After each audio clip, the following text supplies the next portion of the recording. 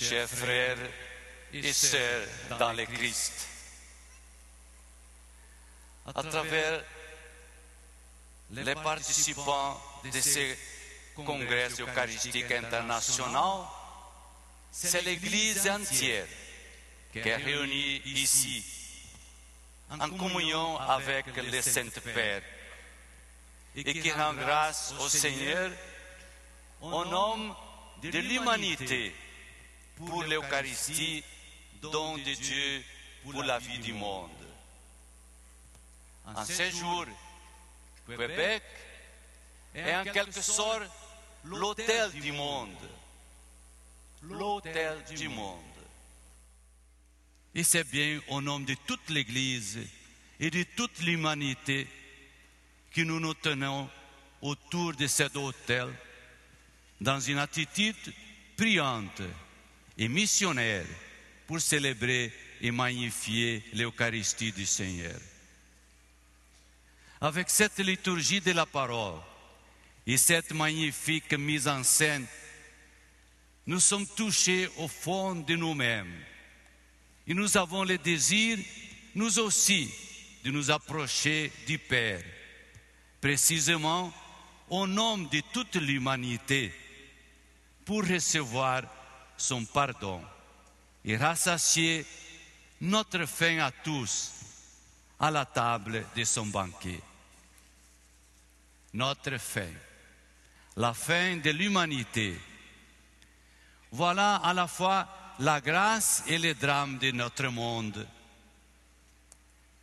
La première lecture nous renvoie au drame de l'humanité dès ses débuts. Vous en connaissez le contexte. Adam a été créé pour vivre dans l'intimité de Dieu. Le désir de Dieu est inscrit dans le cœur de l'homme, parce que l'homme a été créé par Dieu et pour Dieu, nous dit le catéchisme de l'Église catholique. Voilà la vraie fin de l'homme. Elle est inscrite au plus profond de son être. L'homme vient de Dieu et a la vocation de revenir vers Dieu. Le Concile nous le dit. La vocation dernière de l'homme est réellement unique, à savoir divine. Dieu voulait combler Adam gratuitement et Adam a préféré une autonomie sans Dieu et contre Dieu. Il a voulu se rassasier par lui-même. On lui a inspiré la peur de Dieu et il s'est caché. Où es-tu? Lui demande Dieu. Et Adam répond, j'ai entendu ta voix dans le jardin et j'ai pris peur car je suis nu. En voulant se rassasier pour lui-même, en refusant les dons de Dieu, Adam s'est dépouillé de tout. Il s'est livré à lui-même. Il est devenu faible et fragile. Il est nu, il a peur, il se cache. Dans sa peur de Dieu, Adam n'a plus accès au jardin de l'intimité du Père. Un poids accablant pèse désormais sur lui et pour sa descendance, car le fardeau sous lequel gémit Caïn qui a tué son frère Abel. Sa haine meurtrière le chasse, lui aussi, loin de la présence divine, car tout frère est à l'image de Dieu. Nous avons entendu l'évangile du Père et des deux Fils qui nous maintiennent dans le même contexte. Les mésaventures du fils cadet nous montrent où conduit sa décision de partir dans un pays lointain, c'est-à-dire loin de son père. Il dépense tout ce qu'il a et comme il ne veut plus rien recevoir du Père, il se trouve dans la misère et connaît la faim. Mais le Père ne l'abandonne pas. Son souvenir entre le cœur du Fils. Tant d'ouvriers chez mon Père ont du pain en abondance. Nous savons que le Père, de son côté, guette son retour. Et du plus loin qu'il l'aperçoit, il se précipite à son cou. Les autres paraboles du même chapitre 15 de l'évangile de Luc nous montrent qu'en fait, c'est Dieu qui prend l'initiative, car il se met lui-même à la recherche de la pièce perdue ou de la brebis égarée. Car Dieu est tendresse et piété. Il ne veut pas la mort du pécheur, mais qu'il vive. Dieu est amour, et le propre de l'amour est de se donner. Dieu, amour, a tellement aimé le monde qu'il a donné son Fils bien-aimé pour que le monde ait la vie et qu'il l'ait en abondance. En lui donnant son Christ, Dieu lui donne tout ce qu'il est lui-même. Philippe dit Jésus, qui me voit, voit le Père. Les prophètes de l'Ancien Testament saluaient de loin le temps messianique où Dieu comblerait son peuple sur la montagne par un festin de viande de grâce et de vin capiteux. Nous voyons une préfiguration de ce festin aux noces de Cana. Nous envoyons aussi une annonce allégorique lorsque, dans sa joie de la miséricorde répandue, le Père de l'enfant prodigue proclame « Mangeons et festoyons ». Le festin messianique n'est plus constitué de viande de grâce et de vin capiteux, mais du rassasiement que l'amour débordant du Père manifesté dans le Christ pour la porte à l'humanité. Celle-ci court après des nourritures qui passent, des ersatz qui ne rassasient pas, des mirages trompeurs qui ne font qu'attiser sa faim du vrai pain du ciel. Et nous l'avons entendu, auprès du Père, le pain est en abondance. Qu'est-il ce pain? C'est le mystère même de Jésus, vrai Dieu et vrai homme, Fils du Père, médiateur et sauveur. Les apôtres ont vu, entendu, touché le Verbe de vie. Ils ont été fascinés, transformés, comblés par lui. Ils ont parcouru le monde pour lui rendre témoignage et l'annoncer afin que tout homme, toute femme, tout jeune et tout vieillard puisse être en communion avec lui. Seul le mystère de Jésus peut rassasier. Il sera notre béatitude au ciel quand nous le verrons tel qu'il est. Ce sera le festin des noces de l'agneau. Qu'y faut-il pour recevoir cet amour du Père manifesté dans le Christ? Il faut devenir comme des petits enfants. Car le propre de l'enfant, c'est de tout recevoir et de le recevoir dans la confiance. Mais l'humanité a peur. Elle a peur de celui qui n'est pourtant qu'amour et miséricorde. Elle a peur de celui qui a tout fait pour s'approcher d'elle sans l'effrayer.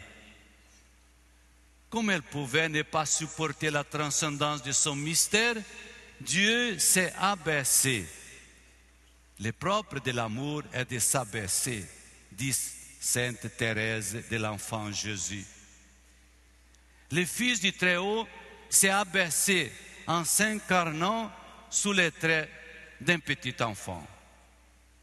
Qui pourrait avoir peur d'un enfant? Et pourtant, un homme assoiffé de pouvoir, Hérode, a eu peur. Il a réagi par le meurtre d'enfants. Alors le Fils de Dieu Sauveur a aimé les siens jusqu'au bout, en s'abaissant plus encore. Il est descendu jusque dans la mort. Il a versé son sang pour que soient pardonnés tous les crimes de l'humanité. Avec la première lecture, nous avons entendu dans le livre de la Genèse que le sang d'Abel crie vengeance. Mais la lettre aux Hébreux nous dit que désormais le sang du Christ crie plus fort que celui d'Abel. Il crie, Père, pardonne-leur. Jésus sait que le Père les ose toujours, car il ne fait que la volonté du Père. Et la volonté de Dieu riche en miséricorde, c'est que tous les hommes soient sauvés. Jésus est mort par amour. Il est descendu jusque dans la mort pour que l'humanité retrouve confiance en l'amour du Père. Elle a peur du Père tout-puissant.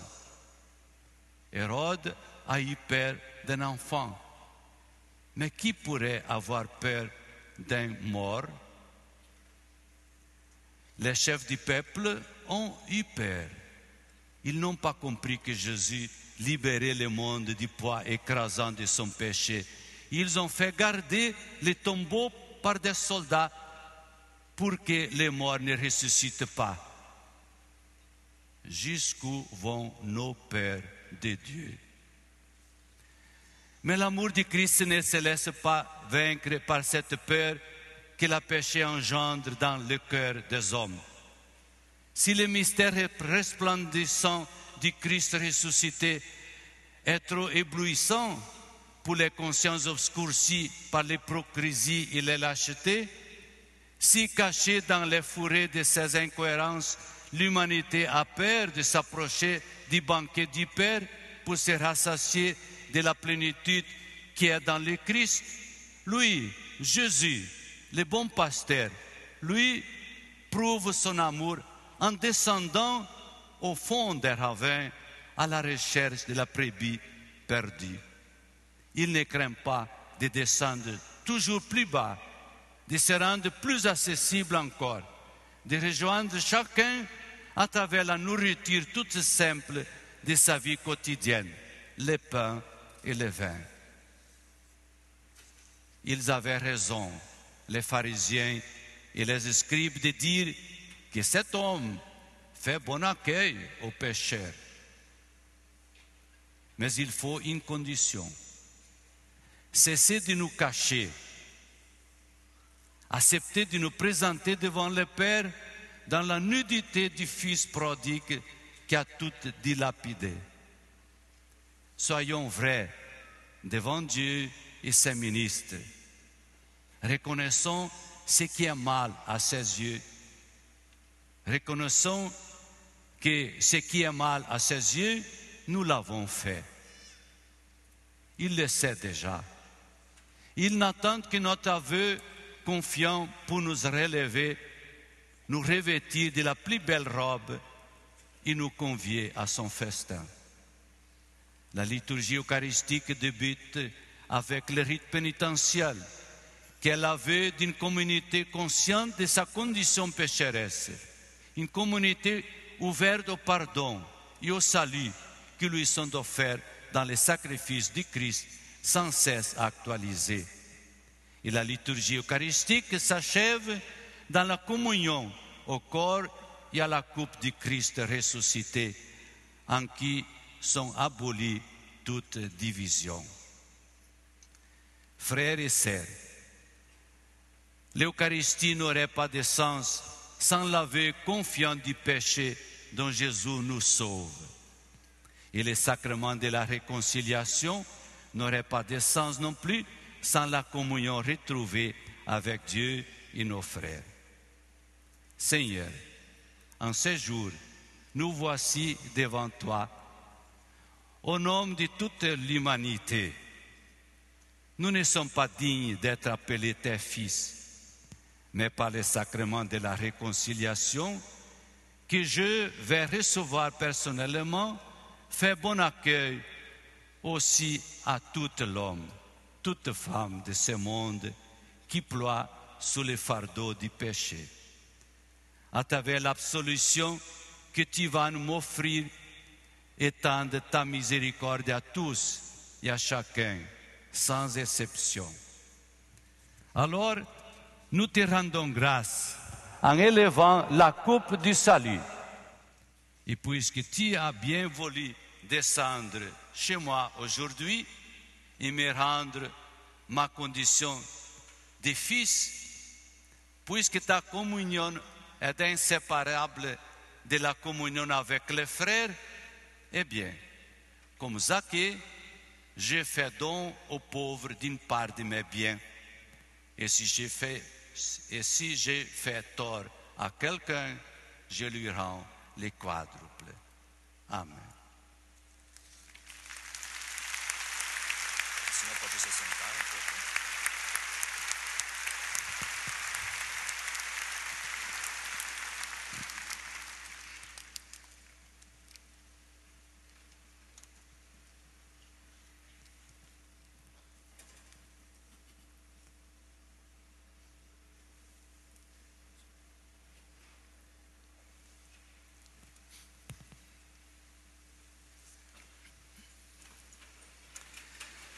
Je vous invite maintenant à prier le Seigneur avec les mots qu'il lui-même nous a enseignés.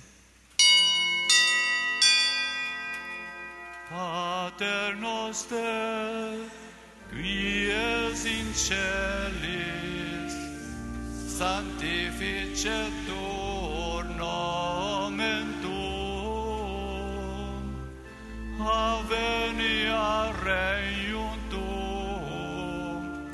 fia voluntas tua, sicut in cielo et in terra.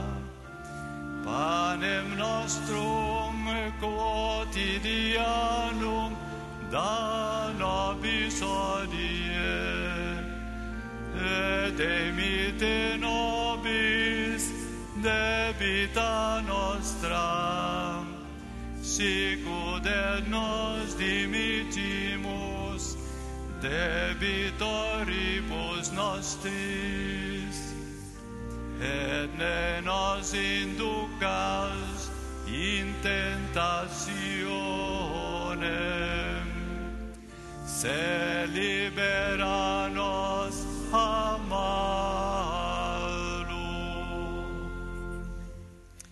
Prions le Seigneur.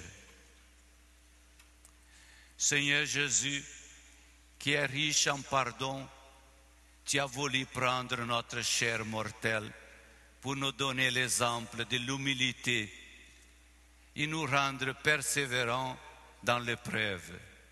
Accorde-nous de garder fidèlement les dons que nous avons reçus de toi.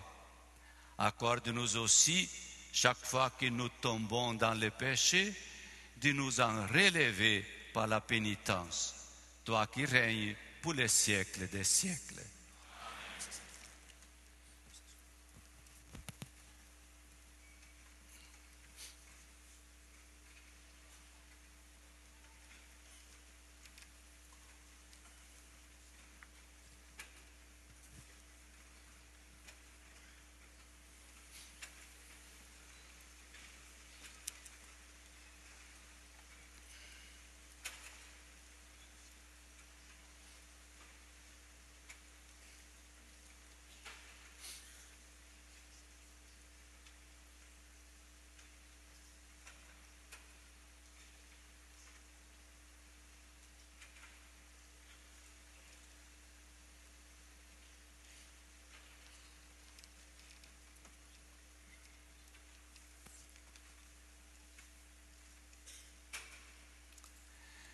Le Seigneur soit avec vous. Que le Père nous bénisse, lui qui nous a engendrés à la vie éternelle. Que le Fils nous donne le salut, lui qui est mort et ressuscité pour nous. Que l'Esprit nous sanctifie, lui qui a été répandu dans nos cœurs et nous a conduits sur la route droite.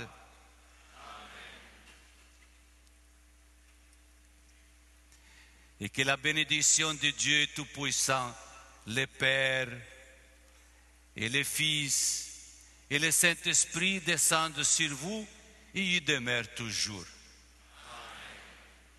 Allez témoigner de l'amour de Dieu dans la paix et la joie du Christ.